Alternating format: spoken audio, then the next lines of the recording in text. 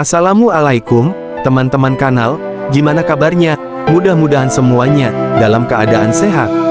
Kali ini, tim kanal Inspirasi telah merangkum lagi beberapa cerita pendek dari kisah para nabi. Tapi sebelum itu, jangan lupa subscribe dan tekan tombol like-nya. Gak usah berlama-lama lagi, yuk kita sama-sama saksikan.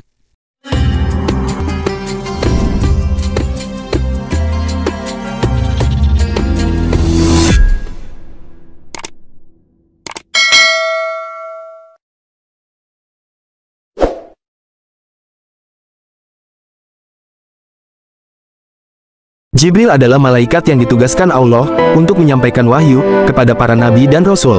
Dan di dalam beberapa kisah, Jibril diyakini sebagai pemimpin dari para malaikat Allah. Pada suatu waktu, Jibril pernah menampakkan wujud aslinya kepada Rasulullah, yaitu pada saat Rasulullah menerima wahyu untuk kedua kalinya. Pada saat itu, Rasulullah meminta Jibril untuk menampakkan wujud aslinya. Ketika menemui Rasulullah, Jibril selalu datang dalam wujud manusia. Sebagaimana kita ketahui, malaikat diberikan kemampuan oleh Allah untuk mengubah wujudnya. Terkadang, ketika Nabi Muhammad sedang berjalan, dia menyaksikan wujud Jibril memenuhi cakrawala, dan jika dia berpaling, Rasul masih bisa menyaksikan wujud Jibril di hadapannya. Hal ini menggambarkan betapa besarnya fisik Jibril dalam pandangan mata manusia. Ketika menampakkan wujud aslinya, terlihatlah bentuk Jibril yang sangat besar. Jibril menampakkan wujudnya dengan 600 sayap, yang jarak kedua sayapnya seperti ujung barat dan ujung timur. Busana kebesaran Jibril adalah putih laksana mutiara yang begitu indah dan rupawan.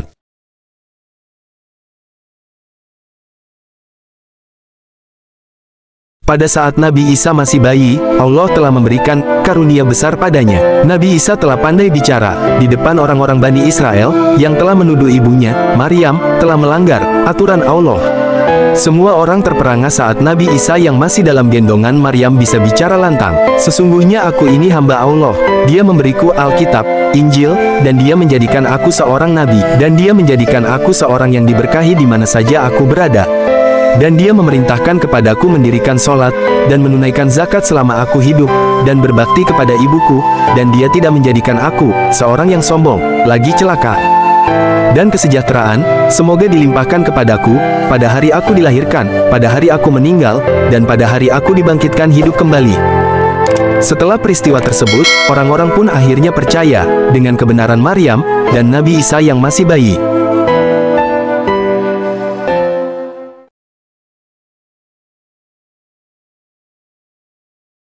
Saat Rasulullah dan para sahabatnya mendapat perlakuan kasar di Mekah, maka Rasulullah dan para sahabatnya pindah menuju kota Taif dengan berjalan kaki. Namun di kota Taif, Rasulullah juga mendapat perlakuan yang sama. Para penduduk Taif langsung melempari Rasulullah dan para sahabatnya dengan batu. Batu-batu itu sampai melukai Rasulullah. Tubuh Rasul pun sampai berdarah-darah. Zaid bin Haritsah segera membela dan melindungi Rasulullah. Rasulullah dan para sahabatnya kemudian berlindung ke sebuah kebun milik Utbah bin Robi'ah. Malaikat Jibril kemudian turun membantu dan menawarkan bantuan. Ia akan menghimpit penduduk Taif dengan gunung sampai hancur. Namun Rasul melarangnya. Aku sudah memaafkan perlakuan mereka padaku. Aku berdoa, semoga keturunan penduduk Taif bisa beriman pada Allah.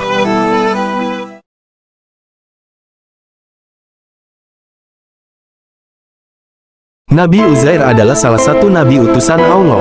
Namun, ia bukan termasuk 25 nabi dan rasul.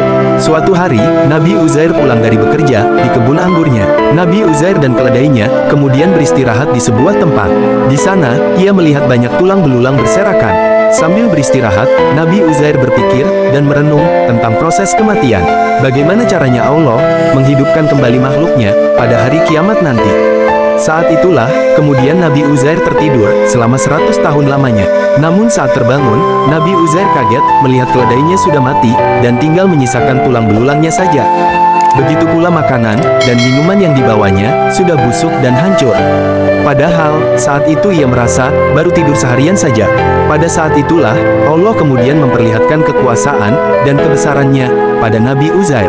Bagaimana dengan sangat mudahnya, Allah menghidupkan kembali keledai Nabi Uzair yang sudah mati 100 tahun lamanya.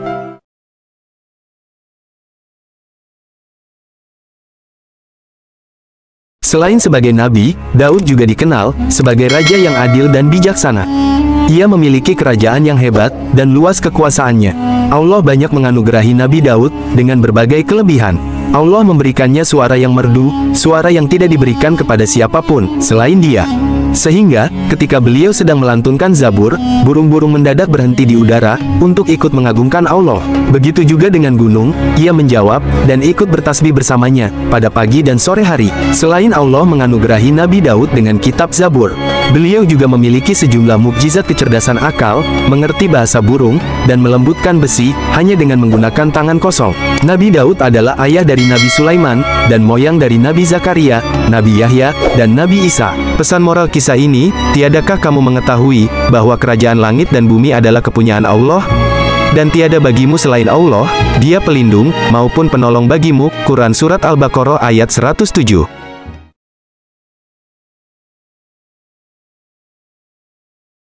Pada saat Mi'raj, Rasulullah mendapat perintah untuk menunaikan sholat langsung dari Allah, yang awalnya diperintahkan 50 waktu sholat.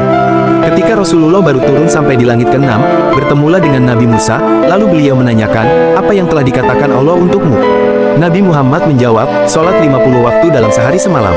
Kembalilah dan minta keringanan kepada Tuhanmu, karena sungguh umatmu lemah dan tidak akan sanggup melakukannya, kata Nabi Musa. Kemudian, kembalilah Nabi Muhammad menemui Allah untuk meminta keringanan sampai berkali-kali, sehingga sholat 50 waktu tersebut menjadi 5 waktu dalam sehari semalam. Hingga akhirnya menjadi sholat 5 waktu, dan pahalanya setara dengan sholat 50 waktu. Begitu pentingnya sholat, hingga perintah turunnya, Allah berikan langsung di tempat yang begitu mulia, yakni di Sidratul Muntaha. Setelah selesai, Rasulullah pun kembali pulang ke Mekah, diantar malaikat Jibril dengan menggunakan buraq.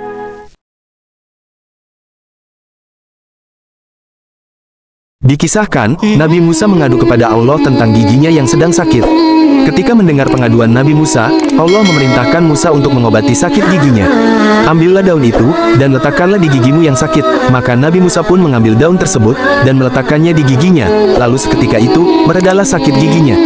Setelah beberapa waktu, rasa sakit itu datang kembali. Maka Musa pun mengambil daun yang sama, seperti sebelumnya. Namun, ketika daun tersebut diletakkan di giginya, bukannya mereda, justru sakitnya makin parah dari sebelumnya. Nabi Musa pun mengadu kepada Allah, "Ya Tuhanku, bukankah Engkau telah memerintahkan dan menunjukkan aku dengan daun tersebut untuk mengobati sakit gigiku?" Lalu Allah menjawab, "Ya Musa, aku adalah zat yang menyembuhkan, zat yang mensejahterakan, zat yang meletakkan bahaya, dan zat yang memberikan manfaat. Pada sakit yang awal, kamu datang kepadaku, maka aku hilangkan penyakitmu. Adapun sekarang, kamu datang kepada daun tersebut, dan bukan kepada aku."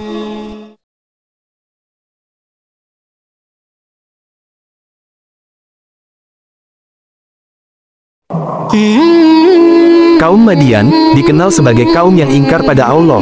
Mereka tak pernah mau beriman pada Allah yang Maha Benar. Mereka lebih percaya untuk menyembah Aikah, yaitu sebidang padang pasir yang ditumbuhi beberapa pohon dan tanaman-tanaman. Allah lalu mengutus Nabi Syuaib untuk menyampaikan dakwah kebenaran pada mereka. Namun, mereka sama sekali tak pernah mau mengikutinya. Karena mereka tetap ingkar, meski sudah diperingatkan Nabi Syuaib. Maka akhirnya, Allah yang Maha Benar pun segera menurunkan bencana pada kaum Madian. Tenggorokan orang-orang Madian terasa kering, dan hawa panas membakar kulit mereka. Setelah itu, Allah pun menurunkan gempa bumi dahsyat. Semua rumah dan gedung di negeri Madian pun luluh lantak.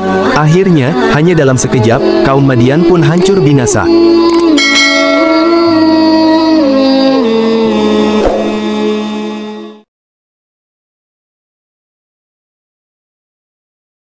"Apakah Tuhan itu tidur, wahai Musa?" tanya orang Bani Israel pada Nabi Musa. Untuk menjawab pertanyaan itu, Allah pun kemudian menyuruh Nabi Musa untuk memegang 2 buah botol kaca di tangan kanan dan kiri. "Engkau pegang kedua botol kaca itu semalaman, jangan sampai terjatuh." Nabi Musa pun kemudian melaksanakan perintah Allah itu pada malam harinya.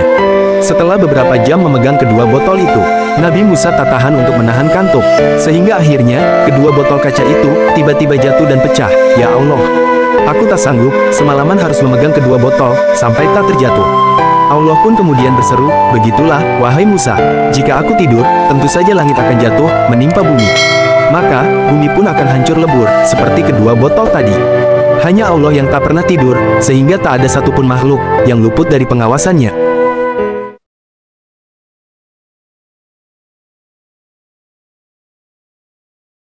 Suatu hari, Nabi Sulaiman bersama pasukannya sedang bepergian ke sebuah tempat. Di tengah perjalanan, ia segera menghentikan pasukannya. "Tunggu, kita melewati sebuah sarang semut, jangan sampai kita mengganggu mereka, apalagi menginjak salah seekor semut di sini," seru Nabi Sulaiman sambil turun dari kudanya.